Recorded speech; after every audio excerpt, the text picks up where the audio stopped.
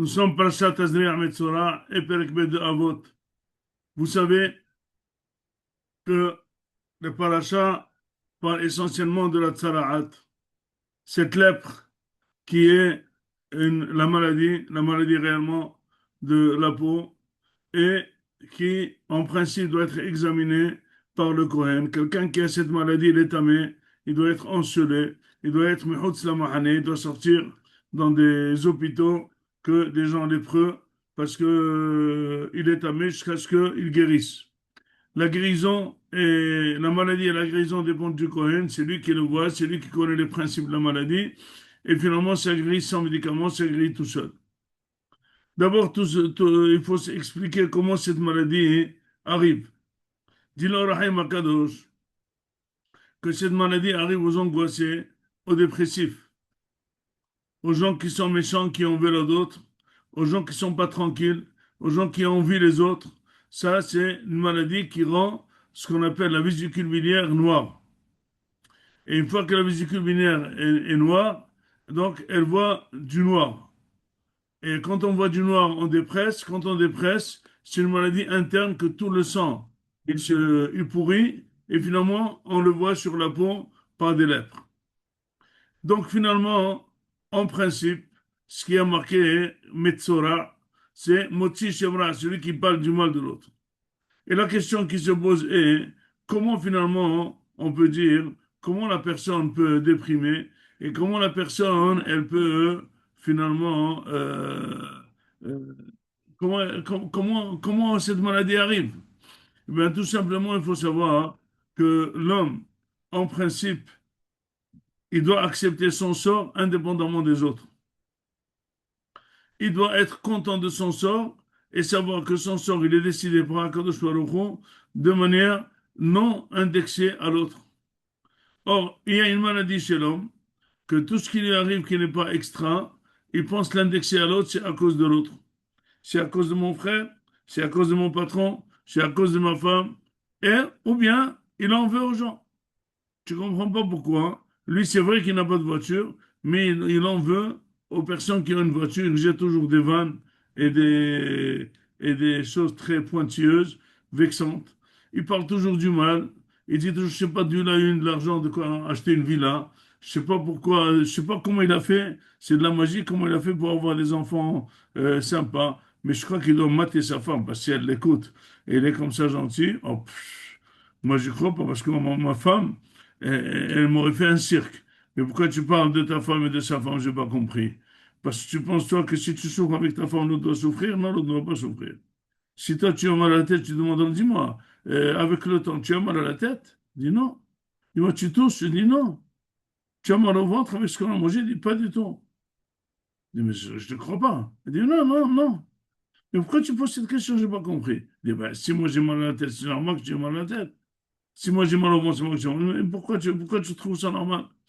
Or, c'est quoi, d'où vient la sonara? La sonara, il voit que la personne, elle en veut aux autres, elle veut mal les voir. Elle voit les choses mal. Il dit, celui-là, il gagne 10 000 euros, je ne sais pas ce qu'il fait, il ne vaut même pas 1 euro. Il dit, pourquoi tu parles? Pourquoi tu parles? Je ne sais pas s'il est intelligent, il est bête. Je ne comprends pas. Pourquoi il a un grand salaire?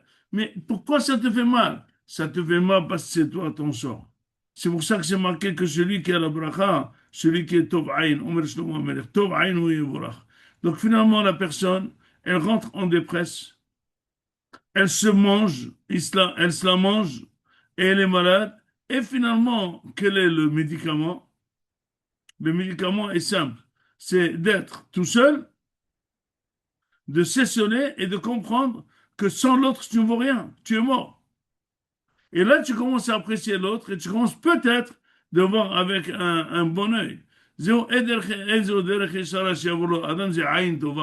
C'est quoi avoir un bon œil sur l'autre? C'est être content que l'autre a. C'est vrai que tu n'as pas de voiture, mais tu es content pour l'autre qu'il a une voiture. C'est vrai que toi, tu loues une maison, ça fait 50 ans, tu n'as pas de maison, tu es très content que l'autre il a acheté. Mais c'est difficile d'être content parce que tu n'as pas. Eh bien, c'est vrai parce que tu n'es pas éduqué à cette éducation fondamentale que ce qu'il a l'autre et ce que tu as toi, il y a personne ne te prend ta place. Personne ne te prend à toi. Il y a un Kadosh Baruch Hu. C'est pour ça que c'est marqué que le Moti Shemra, c'est un kofer Bashem. Asher Amru, c'est un rachat. Asher Amru Lilshonen Nagbir, Sefatenu Itanu, Mi Adonlanu. On peut parler, on dit ce qu'on veut. Mais finalement, la punition de parler qu'on ne voit pas, que c'est palpable, eh ben, la personne, elle le voit dans son corps trop palpable, elle est expulsée de la société. Sachez qu'on est venu dans ce monde pour une seule chose, c'est Lev Tov, c'est Ayin Tova, c'est Haver Tov, c'est Shachen Tov, c'est être bien avec les autres et rendre service. Celui qui apprend à lui-même de rendre service aux autres sans attendre, celui qui éduque ses enfants à rendre service et ne pas se prendre pour un faillot, celui qui rend service, on ne lui rend pas service. Aujourd'hui, on éduque plutôt à l'inverse. Profite, ne fait pas de bien. Eh bien, sachez, c'est une éducation qui est contre la Torah, c'est une éducation qui rend la personne malade. Tu ne donnes pas les kélim nécessaires à la personne pour rester dans la société. C'est marqué dans le livre de Rav Shach que les parents de Rav Shach étaient très pauvres. Et lui-même, il a vécu une pauvreté très forte. Mais sa mère, elle économisait beaucoup de petites monnaies. Et quand il revenait à la yeshiva, il lui achetait des bonbons. Il dit, et la Hazarman, ça, c'est pas pour toi. Ça, c'est pour tes amis. Comme ça, ils t'aiment bien. Toi, tu n'as pas de bonbons, on n'a pas de quoi acheter les bonbons. Mais donne un chocolat, donne un bonbon à tes amis, comme ça, tu as un bon contact. On éduque à donner, on n'éduque pas à recevoir. Regardez les gens qui ont la faculté de donner, comment ils sont bons, comment ils sont aimés. Parce que quand tu donnes à l'autre, tu sens que tu es donateur, donc finalement, tu ne penses pas qu'il te manque, justement. Tu as une belle voix, donne-la. Tu as de l'argent, donne-le. Tu as de la hokma, donne-la aux autres. Tu peux aider, tu as de la force, aide. Tu peux lever à l'autre son couffin de légumes, aide. Tout ce que tu peux faire pour l'autre. Aujourd'hui, les personnes, vous voyez très bien ce qui se passe en Europe, ce qui se passe en Israël, dans la société moderne. Tout celui, les gens sont renfermés entre eux. Ils n'arrivent pas à discuter. Ils parlent qu'avec des téléphones, des WhatsApp, etc., etc.